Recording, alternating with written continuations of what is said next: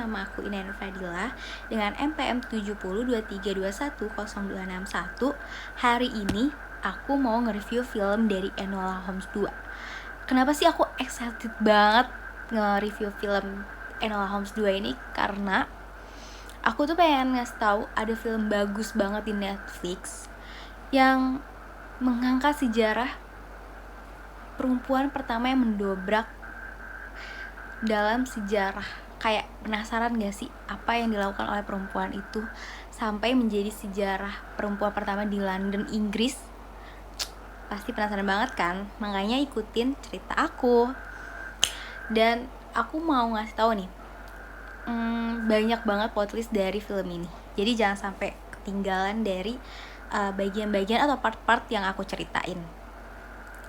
Judul film ini tuh ada Enola Holmes 2. Kenapa sih aku gak nyeritain yang pertama? Karena yang pertama tuh masih kayak basic aja gitu. Menurut aku tuh masih basic.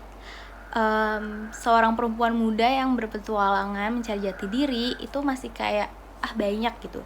Tapi kalau yang kedua ini bener-bener excited banget aku mau nyeritain ke kalian tuh karena ada sejarah yang terkandung dalam film ini. Nah, film ini durasinya 2 jam 9 menit dengan tahun rilisnya 2022. Udah pasti dong tayang di Netflix. Jangan lupa kalian harus nonton juga. Dan nontonnya pastiin legal ya, jangan di ilegal. No. Nah, Enola ini tuh diproduksi dari rumah produksi Legendary Pictures. Sutradaranya Harry Breder, penulis skenario-nya ada Jackie Thorne, pemerannya ada Millie Bobby Brown, Henry, Helena, Carter, David, Louis, Susie, Adele, Hanado. Nah, di sini tuh ada kata-kata yang legendaris dari film Enola Holmes 2 ini, yaitu kayak aku seorang wanita, aku tidak bisa bergabung dengan klub, tidak bisa memiliki saham, tidak bisa berkarir maju seperti mereka, jadi kutemukan caraku sendiri. Mira Troy. Nah, Mira Troy ini tuh ada salah satu kayak karakter lah, bukan karakter kayak pemeran si sekretaris bosnya pabrik korek api nih. Jadi penasaran kan siapa tuh Mira Troy? Kita langsung aja ke ceritanya. Jadi setelah Enola Holmes ini berhasil memecahkan misteri dari Theo Casbury di film pertamanya, Harry Breder lalu menjelaskan kisah tentang adik perempuan dari tokoh detektif terkenal, Sherlock Holmes. Pada sequel ini, Enola Holmes dikisahkan membuat kantor detektifnya sendiri di kota London, Inggris. Namun, usahanya tidak mudah yang dipikirkannya nih. Jadi, si Sherlock Holmes ini tuh udah terkenal, detektif terkenal di London. Si Enola ini tuh baru setelah sequel yang pertama dia memecahkan satu kasus, jadi dia tuh kayak tergugah lah, kayak pengen juga nih gue jadi detektif kayak kakak gue nih. Tapi dia gak sepopuler sang kakak. Kenapa sih? Karena Sherlock Holmes ini udah jadi bayang-bayang warga London, udah jadi sosoknya warga London lah, detektif yang terkenal banget di London.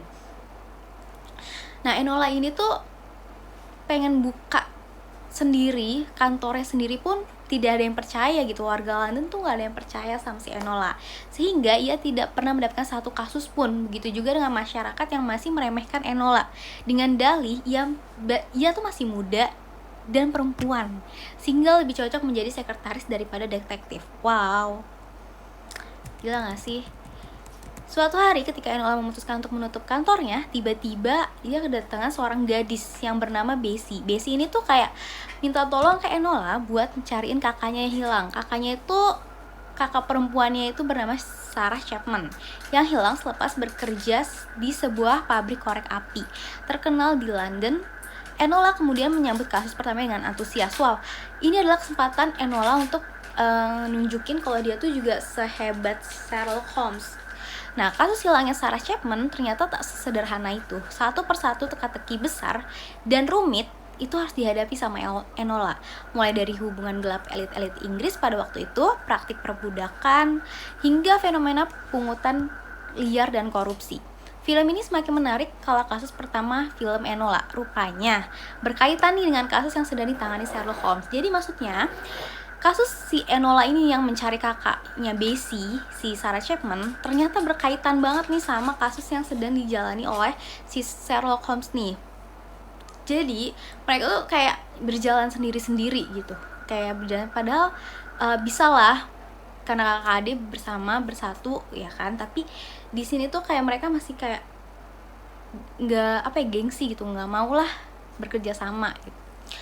Nah terus rupanya udah berkaitan, dan di film ini tuh masih berlanjut tentang si tuan muda Tewksbury yang diselamatkan oleh Enola pada Enola One.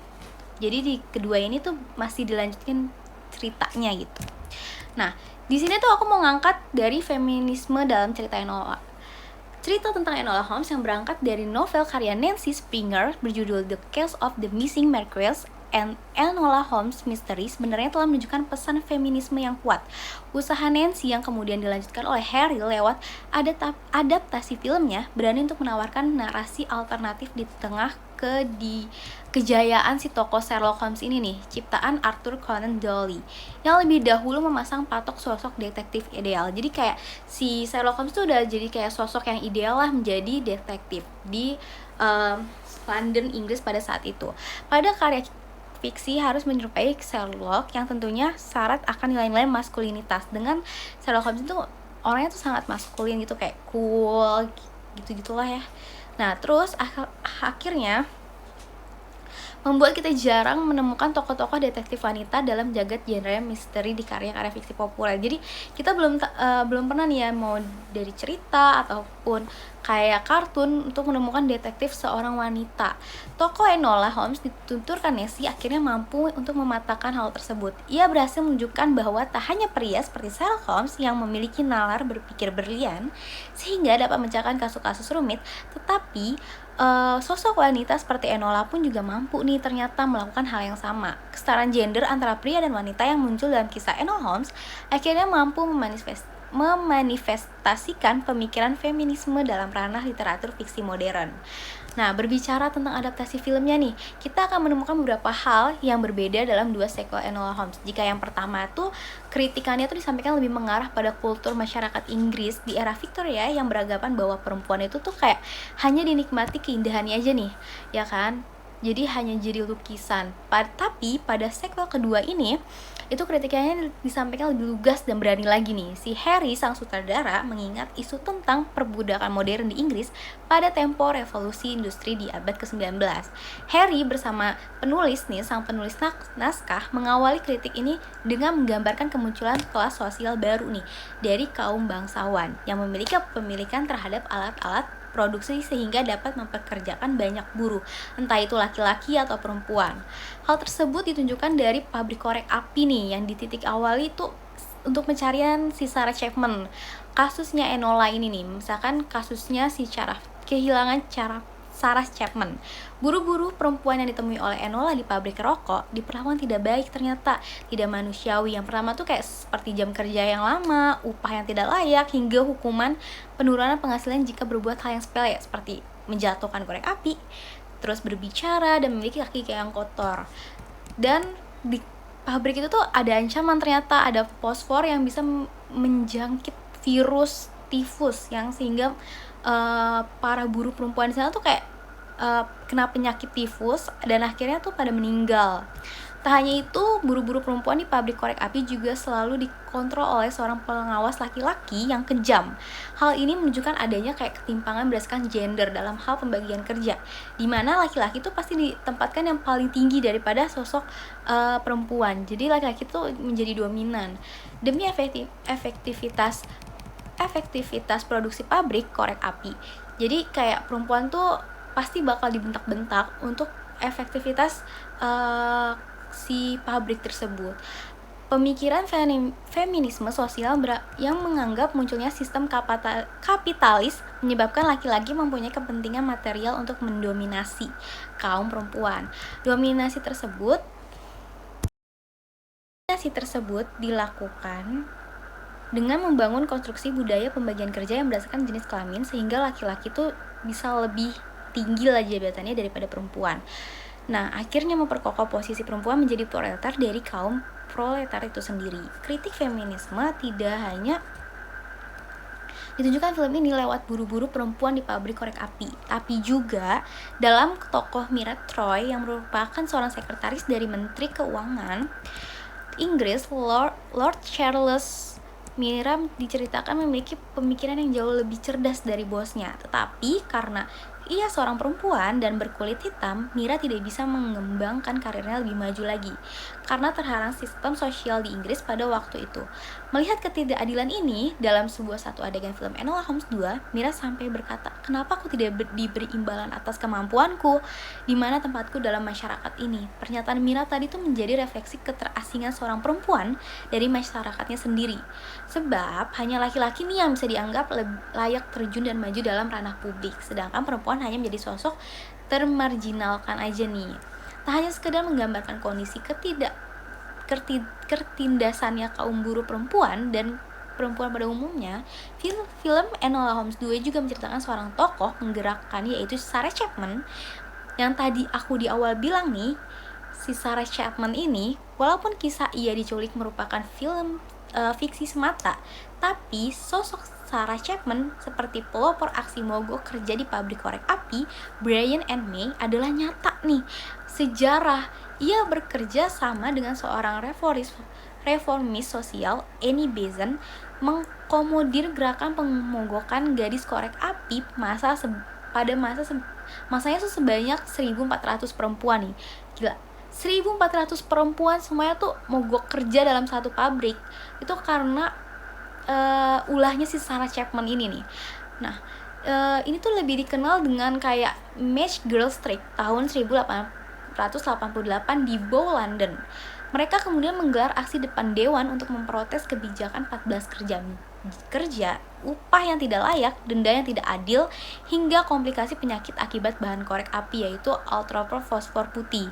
Jadi si pabriknya ini tuh pengen untung, ternyata temen-temen, kayak pengen untung yang tadinya pakai fosfor hitam diubahlah fosfor merah diubahlah menjadi fosfor putih yang bisa menyebabkan penyakit tifus.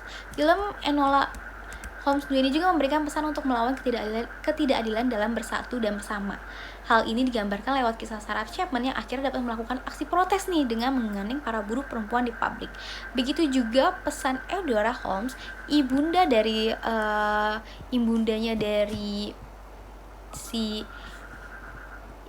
Enola ini tidak harus menjadi kebalikannya nih.